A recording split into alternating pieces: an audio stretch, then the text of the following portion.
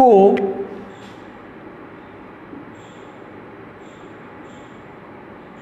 न्यूनतम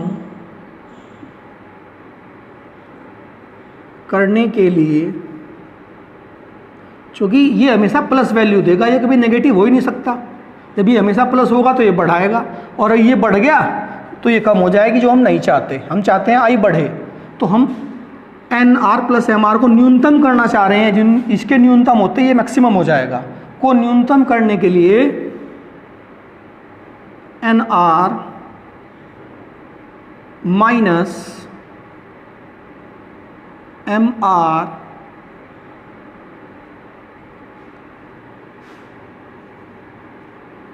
शून्य होना चाहिए।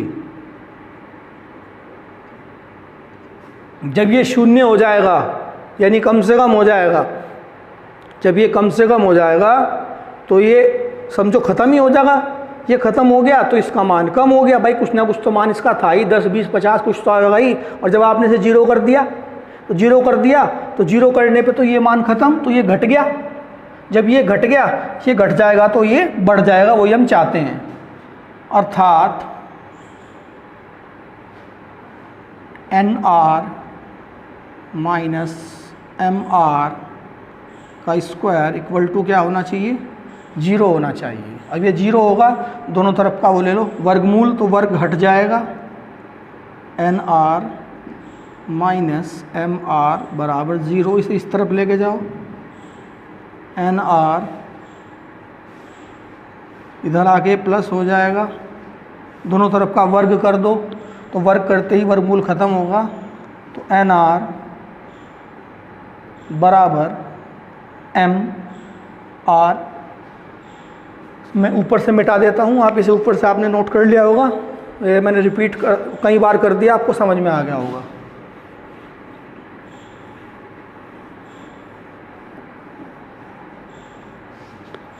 अब यहाँ से आप जो मान निकालेंगे, आप यहाँ से इस कैपिटल आर का मान निकालिए। क्या बनेगा? कैपिटल आर बराबर होगा एन आर अपॉन एम।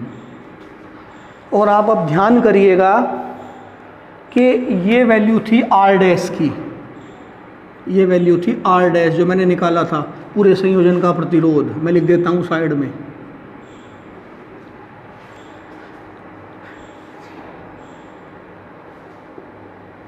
ठीक, तो इससे क्या पता चला? आर क्या है?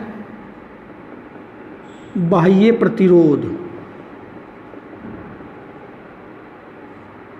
और ये क्या है? पूरे संयोजन का प्रतिरोध। मैंने मिटा दिया आपको, इसे पहले यहाँ से मिटा दिया। आप थोड़ा समझे, आपने नोट कर लिया होगा कि अगर बाह्य प्रतिरोध जितना बाहर जो कैपिटल आर लग रहा था, अगर बाह्य प्रतिरोध और जो आपने सारी सेल लगा रखी, उन सेलों के प्रतिरोध आपस में बराबर हैं, पूरे संयोजन यानी मिश्रित क्रम का जो प्रतिरोध है और जो बाहर लगा रखा प्रतिरोध अगर वो बराबर हैं, तो उस केस में हमें सेल क्या देगी? मैक्सिमम करंट देगी। थोड़ा उल्टा समझते हैं, उल्टा का मतलब नीचे से, यहाँ से बाह्य प्रतिरोध जितना बाहर लगा रखा कैपिटल आर, अगर वो किसके इक्वल होगा? जो हमारा पूरा कॉम्बिनेशन था, पूरा संयोजन था, उसके प्रतिरोध के बराबर होगा, तो क्या होगा? जो हमने यहाँ लिखा था अभी। तो अगर बाह्य प्रतिरोध जो बाहर लगा रखा और जो पूरे कॉम्बिनेशन का प्रतिरोध है अगर आपस में बराबर होंगे, वो बराबर कब होंगे? वो बराबर कब होंगे? वो बराबर तब होंगे जब वो टर्म हमने जीरो रखी थी, एन आर का वर्गमूल एन आर माइनस वर्गमूल एम आर का स्क्वायर बराबर जीरो रखा था। वो जीरो रखेंगे, वो जीरो रखेंगे तो N R plus M R का मान क्या होगा? N R plus M R का मान क्या हो जाएगा? कम से कम हो जाएगा। जब ये कम से कम हो जाएगा तो करंट क्या हो जाएगी? हमारी मैक्सिमम हो जाएगी। तो रिजल्ट ये निकलता है कि अगर जो आपने पूरा कॉम्बिनेशन बना रखा सेलों का, अगर उसका प्रतिरोध मान लो 50 ओम है, जो मिश्रित क्रम बनाया था सेलों का, मान लो उसका प्रतिरोध कितना है? 50 ओम है, तो आपको बाहर भी कितना लगाना पड़ेगा? 50 ओम ही लगाना पड़ेगा। उस कंडीशन में आपको वो जो सेलों का संयोजन है अर्थात बैटरी है, करंट क्या देगी? वो वहाँ से आपको करंट मैक्सिमम देगी। आप इस R के मान को समीकरण 1 में भर सकते हैं। जब आप इस R के मान को समीकरण 1 में भर देंगे तो आपको I का दूसरा फॉर्मूला भी जो है मिल जाएगा। तो मैं भर के दिखा देता हूँ एक बार आपको, या आप खुद भी भर सकते हैं। तो हम लिख सकते हैं R का मान ये वाला समीकरण 1 में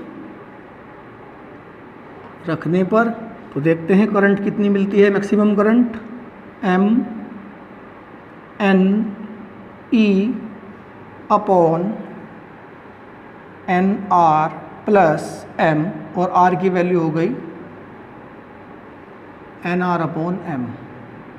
M से M कैंसिल हो गया, तो I is equal to M N E upon N R plus N R, ये हो गया 2NR, और N से N कट गया, तो क्या बचा हमारे पास, I इज इक्वल टू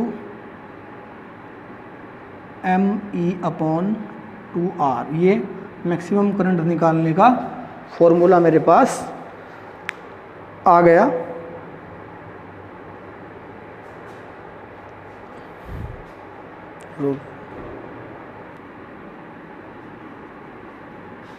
तो बच्चों ये आपको मिली इन सेलों से मैक्सिमम करंट।